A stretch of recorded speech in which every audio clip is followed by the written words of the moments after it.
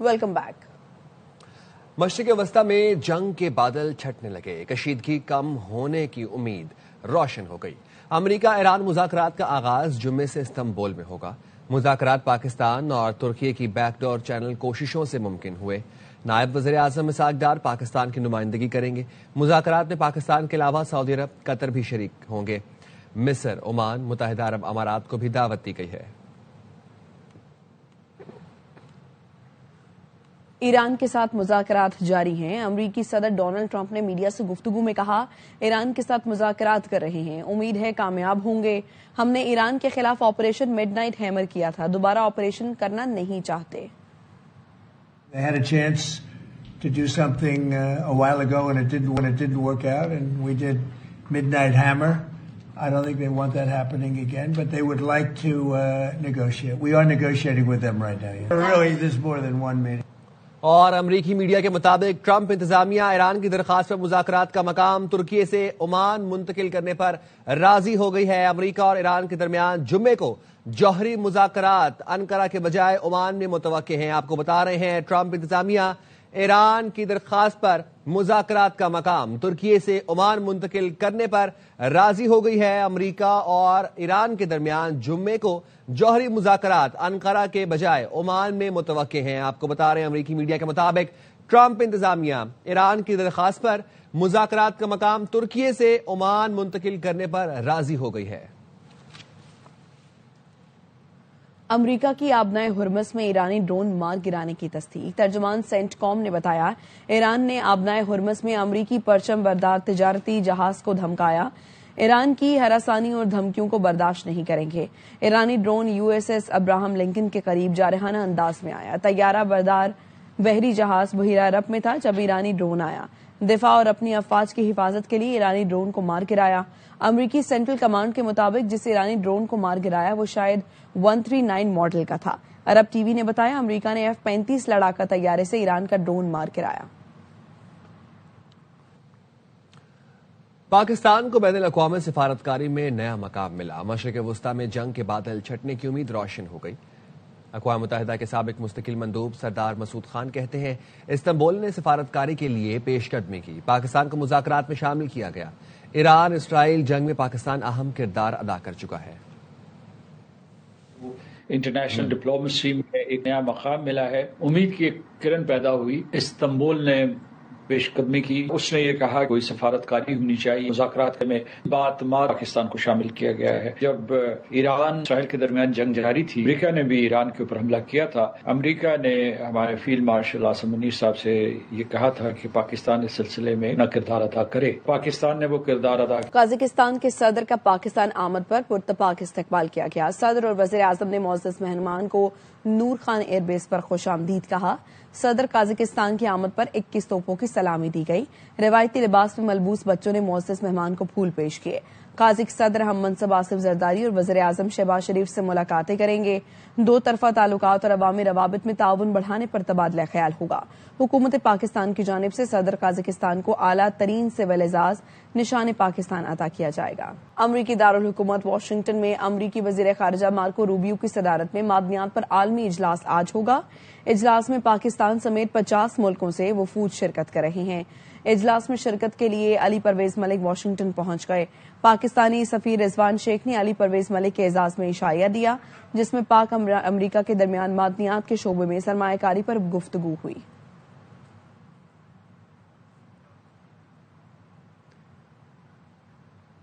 پاکستان کی ایک اور بڑی کامیابی، یورپی یونین سے ٹیرف ریٹ کوٹے کا معاہدہ ہو گیا۔ معاہدے کے تحت یورپی یونین میں پاکستانی برآمدات انتہائی کم ڈیوٹیز یا صفر ٹیکس پر درآمد کی جا سکیں گی۔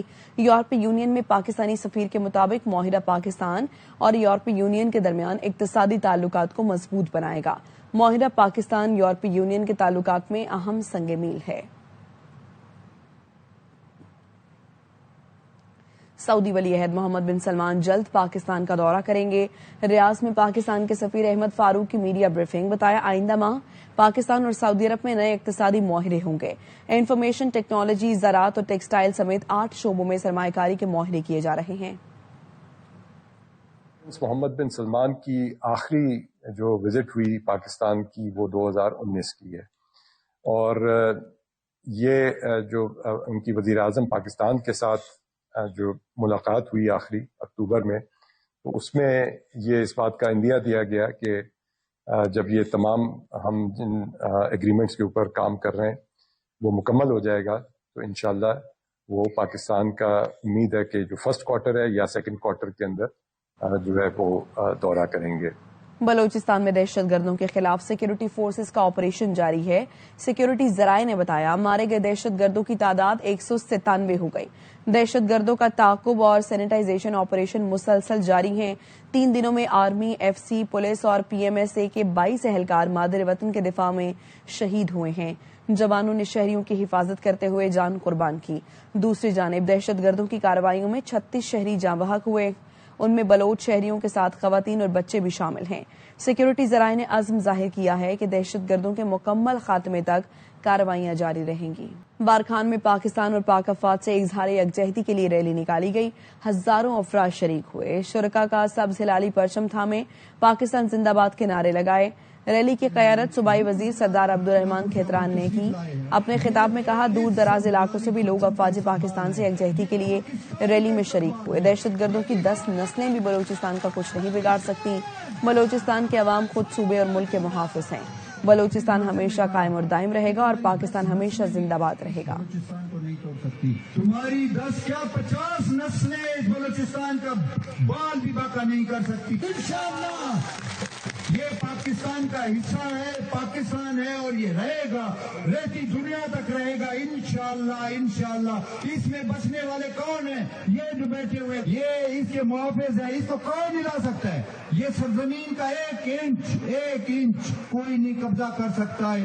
اب تم لوگوں کا انجام شروع ہو گیا۔ یہ پاکستان ہے، یہ بلوچستان ہے، یہ ہمیشہ سے قائم ہے، ہمیشہ قائم رہے گا، ہمیشہ پاکستان زندہ باد رہے گا۔ پاکستان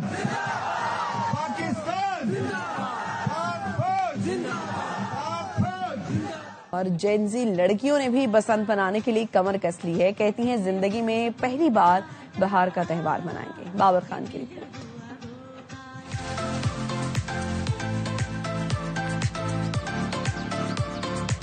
جشن بہارہ لاہور میں بسنت کی تیاریاں اب اپنے عروج پر پہنچ چکی ہیں۔ طالبات نے بھی اس میلے کو یادگار بنانے کے لیے کمر کس لی ہے۔ لائف کی پہلی بسنت ہے، پورا لاہور سجا ہوا ہے، جگہ جگہ تیاریاں بہت اچھی ہیں۔ میں نے تو ایک ڈریس بھی بنوایا ہے بہت ہی فنکی کلر کا۔ میری لائف کی پہلی بسنت ہے، بہت اچھا لگ رہا ہے۔ گورنمنٹ کی طرف سے بہت اچھا ایک اقدام ہے کہ یہ فیسٹیول دوبارہ آ رہے ہیں۔ طالبات کا کہنا ہے کہ بسنت فیسٹیول کو کلچرل ڈے کے طور پر منائیں گی۔ ہم لوگ کافی کچھ کر رہے ہیں گھر میں، ایونٹ وغیرہ، باربیکیو وغیرہ، کافی فیملیز وغیرہ سب آ رہے ہیں۔ مجھے تو بہت خوشی ملی تھی کہ جب یہ مریم نواز نے اناؤنس کیا تھا، کیونکہ میری لائف میں تو فرسٹ ٹائم بسنت ہے، جیسے بڑوں سے سنا تھا۔ رنگ، خوشبو اور تال کے اس سنگم میں لاہور ایک بار پھر اپنی پوری رہنائیوں کے ساتھ جلوہ فروز ہونے کو تیار ہے۔ کیمرہ مین احمد بٹ کے ساتھ Babar Khan, ARY news, Lahore. Lahore میں بسنت کے موقع پر 3 دن میں 54 کروڑ سے زائد کی ڈور اور پتنگیں فروخت ہو گئی ہیں۔ خریداری کے تیسرے روز 5 لاکھ سے زائد پتنگ اور گڈے اور 10,000 سے زائد پنے فروخت ہوئے ہیں۔ فروش انجمن کے مطابق تیسرے روز پتنگوں کی قیمت میں اضافہ ہوا ہے۔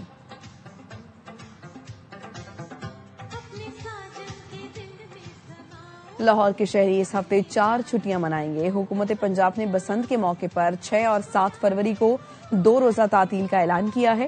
اس سے قبل 5 فروری کو ملک بھر میں یوم کشمیر کی چھٹی ہوگی۔ پنجاب کے شہری اتوار کا دن ملا کر 4 دن کی چھٹی منائیں گے۔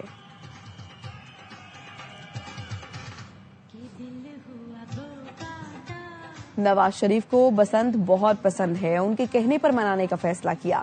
وزیر اعلیٰ پنجاب مریم نواز کہتی ہیں نواز شریف کے کہنے پر بسنت منانے کا فیصلہ کیا، اندازہ نہیں تھا بسنت کا اعلان کریں گے تو جنون آ جائے گا۔ فیصل آباد، گجرانوالہ، سیالکوٹ، پنڈی سے بھی بسنت منانے کی درخواستیں آ رہی ہیں۔ پائلٹ کے طور پر اس سال لاہور میں بسنت منا رہے ہیں، اگلے سال دوسرے شہروں میں بھی بسنت کا فیصلہ کریں گے۔ پنجاب کی سینئر وزیر مریم اورنگزیب پتنگیں چیک کرنے موچی دروازہ پہنچ گئیں۔ سینئر وزیر نے مختلف دکانوں پر جا کر پتنگوں اور ڈور کا معائنہ کیا۔ مریم اورنگزیب نے کہا حکومت نے انتظامات کر دیے، اب بسنت بحال رکھنا لاہوریوں کی ذمہ داری ہے۔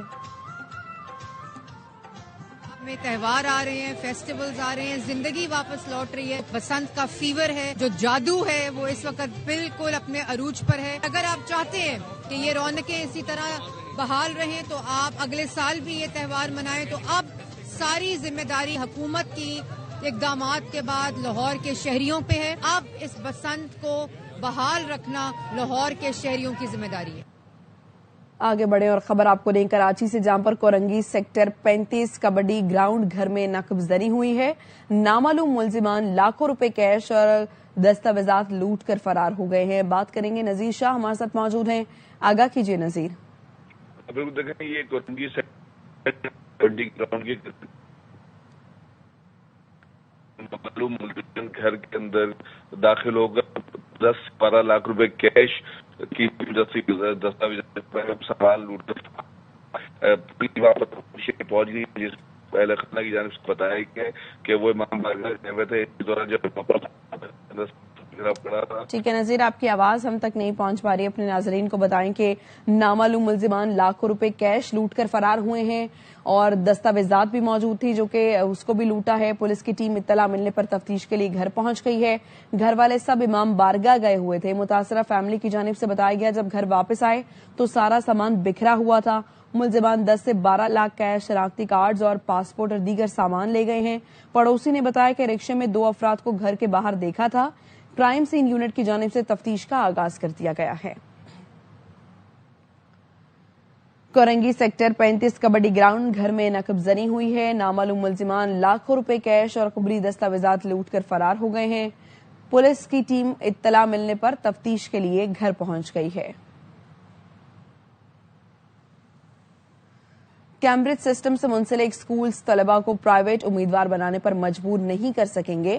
سندھ حکومت کا نجی سکولز کے خلاف سخت نوٹس. انور خان ہمارے ساتھ موجود ہیں، آگاہ کریں گے. بتائیے انور. جیسے کہ محکمہ تعلیم نے کیمبرج سسٹم سے منسلک اسکول کے طلباء طالبات کو پرائیویٹ امیدواروں کے حوالے سے روک دیا ہے. سندھ حکومت نے اس حوالے سے سخت ایکشن لیا ہے. طلباء کا داخلہ منسوخ کرنے اور پرائیویٹ امیدوار بنانے کے اقدام کو غیر قانونی قرار دیا گیا ہے.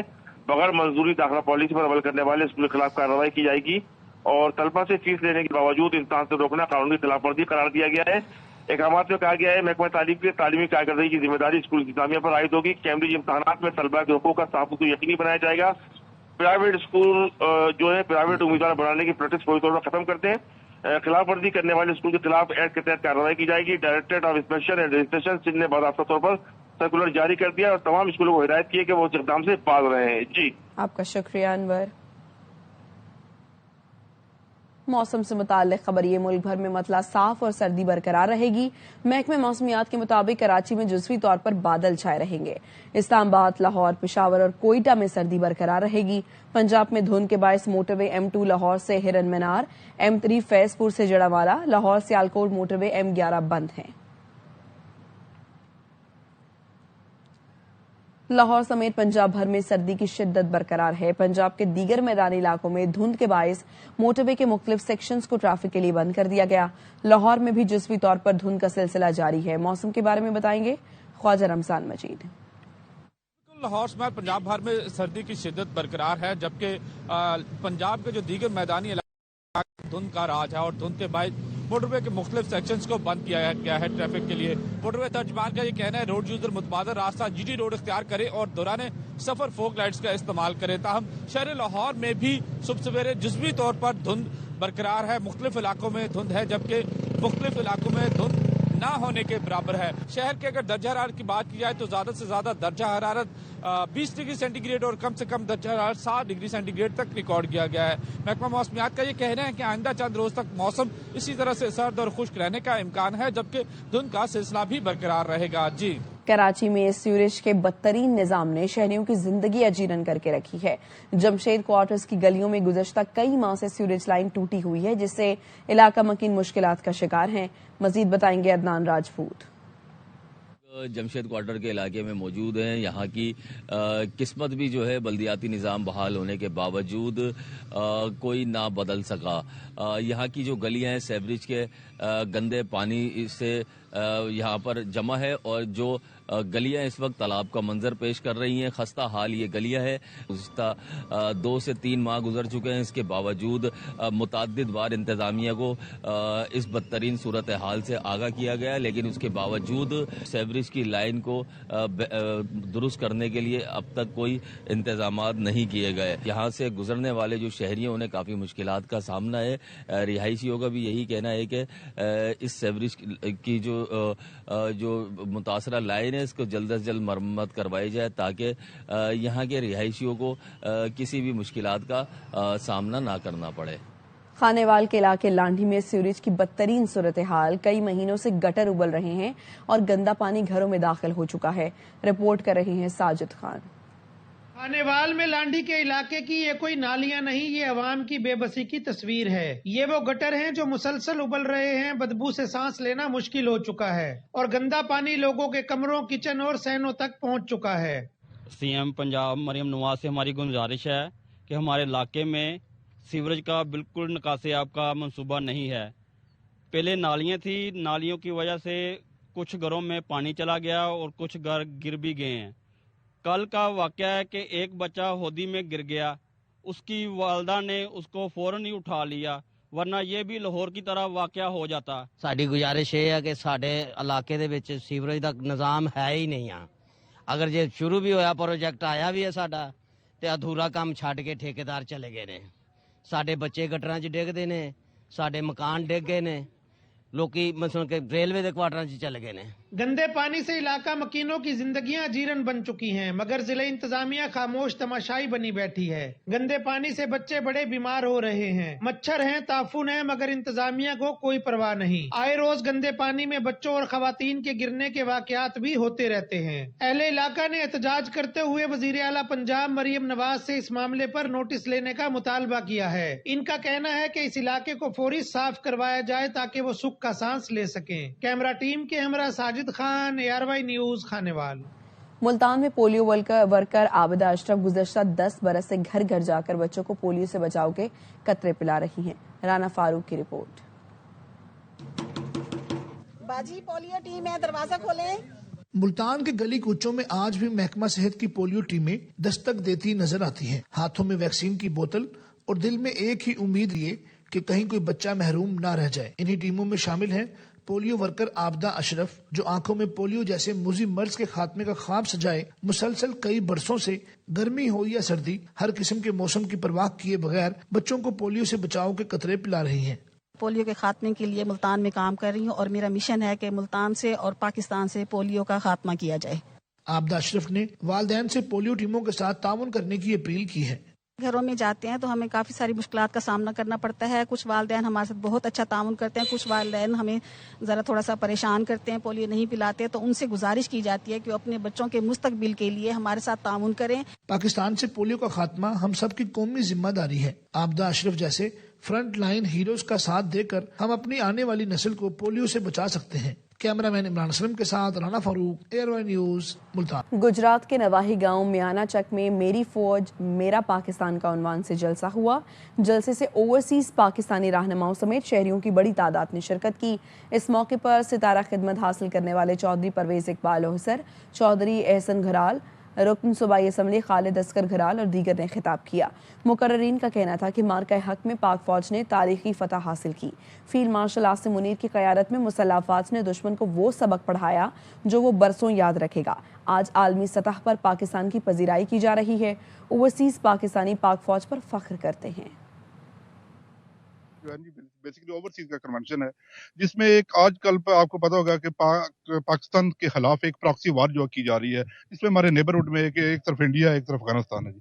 वो हमारे पाकिस्तान के जो हमारा एक सूबा है जी, मेन सूबा बलोचिस्तान, जिसमें वो आजकल प्रॉक्सी वार कर रहे हैं, उनको लोकल जो टेररिस्ट है उनको यूज करके। तो मैं समझता हूँ ये हमारी सोलिडारिटी है विद आर्म फोर्सेस कि हम उनको ये मैसेज दें। हमारा क्लियर मैसेज है तमाम ओवरसीज का कि तमाम ओवरसीज जितने भी हैं वो पाक फौज के साथ खड़े हैं। पाक फौज को मैं खराज तहसीन पेश करता हूँ कि बेसिकली हमारा सर फर्ज उस दिन बुलंद हो गया था जब इंडिया ने हमें ललकारा था जी। तो मैं समझता हूँ किसी गलत फहमी में थे, तो अल्हम्दुलिल्लाह पाक फौज ने उनका जो गलत फहमी है बहुत दूर करती थी। معمر قذافی کے بیٹے سیف الاسلام قذافی کو لیبیا کے شہر زنتان میں قتل کر دیا گیا۔